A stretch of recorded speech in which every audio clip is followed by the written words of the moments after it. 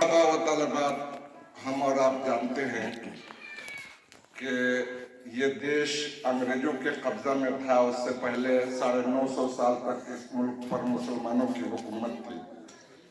फिर जब वो हुकूमत ख़त्म हुई, अंग्रेज शातिराना चाल से आहिस्ता आहिस्ता इस मुल्क में दाखिल हो गए और पूरे मुल्क पर काबिज हो गए। काफ़ी दिनों तक उनकी हुकूमत रही, लेकिन हमारे बुजुर्गों ने देखा कि ये हुकूमत देश और इस्लाम के खिलाफ है, तो इनके खिलाफ, अंग्रेजों के खिलाफ हमारे बुजुर्गों ने फतवा जारी किया और बहुत सारी लड़ाइयाँ लड़ी गई। उसके बाद 15 अगस्त 1947 को हमारा और आप जिस मुल्क में हम आप रह रहे हैं, ये मुल्क आज़ाद हुआ अंग्रेजों के हाथ से। और फिर ये 26 जनवरी को इस मुल्क का दस्तूर बना और उसी का जश्न हम और आप मना रहे हैं। आज हमारे और आपके लिए खुशकिस्मती की बात है कि राही साहब यहाँ मौजूद हैं।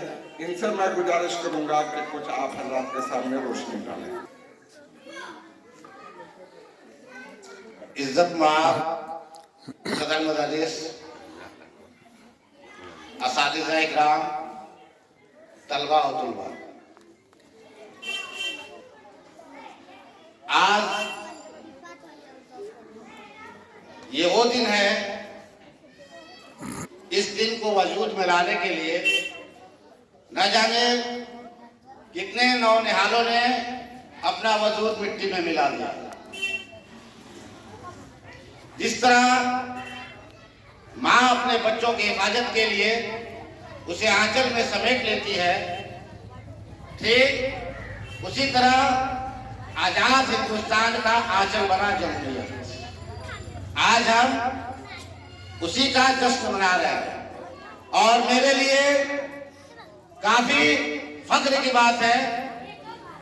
मैं आपको बता नहीं सकता, मेरे दिमाग में उल्लास, खुशी, न जाने ऐसी कौन कौन सी चीज उमड़ रही है।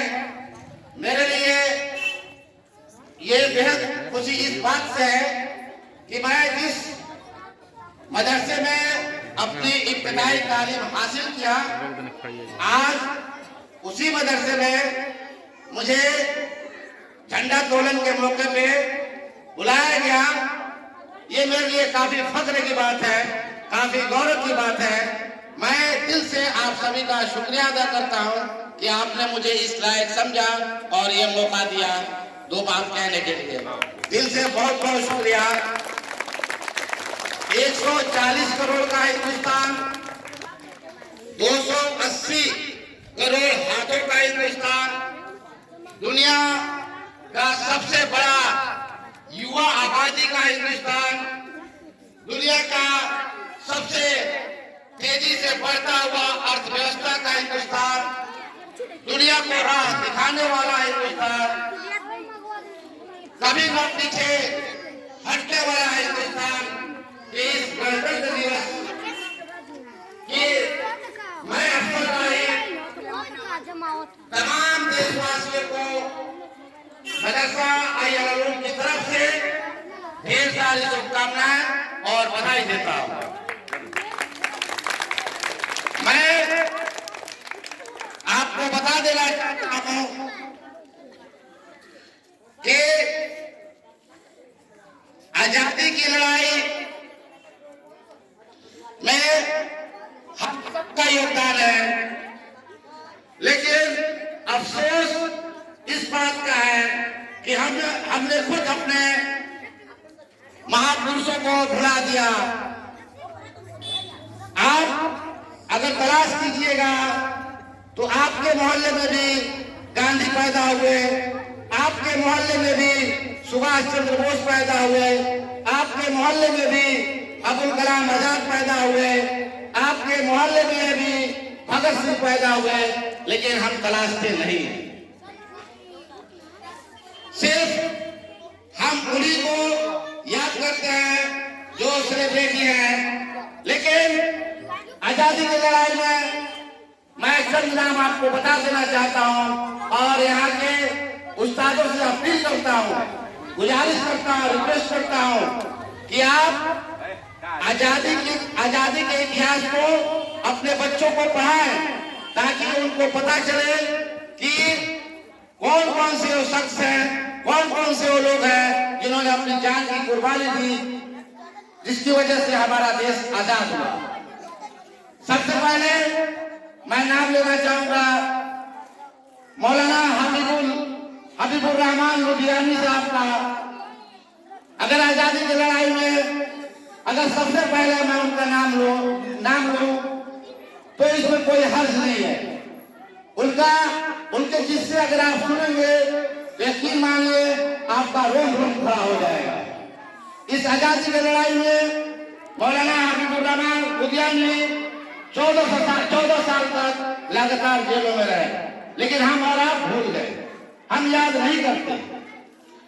मस्जिदों का क्या योगदान है, मदरसों का क्या योगदान है, ये हमें अपने बच्चों को बताना पड़ेगा, चर्चा में लाना पड़ेगा, ताकि हमारे बच्चों को पता चल सके कि हमारी मस्जिदों का क्या योगदान है, मदरसों का क्या योगदान है।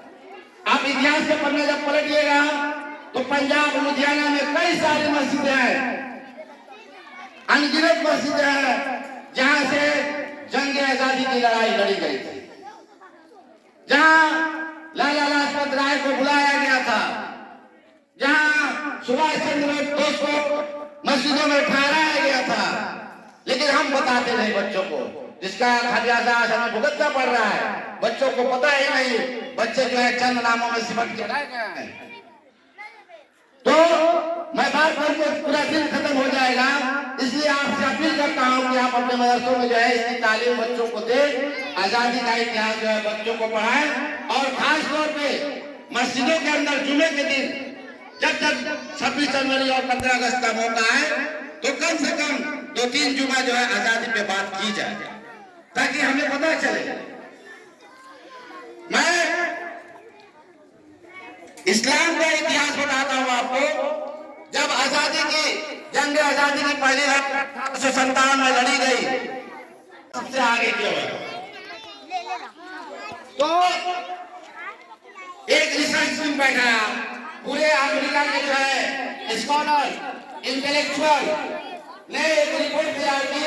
2-3 साल लगा इस रिपोर्ट को तैयार करने में। फिर जब फाइनली उन्होंने रिपोर्ट तैयार कर दिया तो जनरल डायर ने पूछा, उस टाइम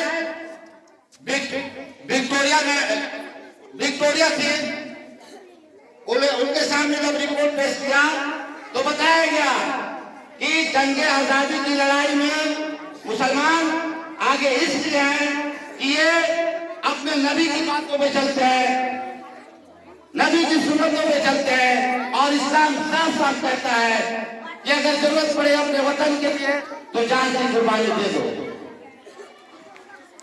इनको इनके धर्मों में बताया गया है कि अगर तुम्हारे घरों के दीवार से किसी का दीवार जुड़ा है, चाहे वो किसी जाति का हो, किसी मजहब का हो, किसी फिरके का हो, वो तुम्हारा भाई है, अगर उसके लिए जान देनी पड़े तो जान दे दो।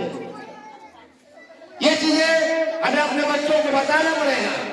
नहीं बताने की वजह से कुछ लोग गालिब से ही पूछते हैं कि गालिब कौन है।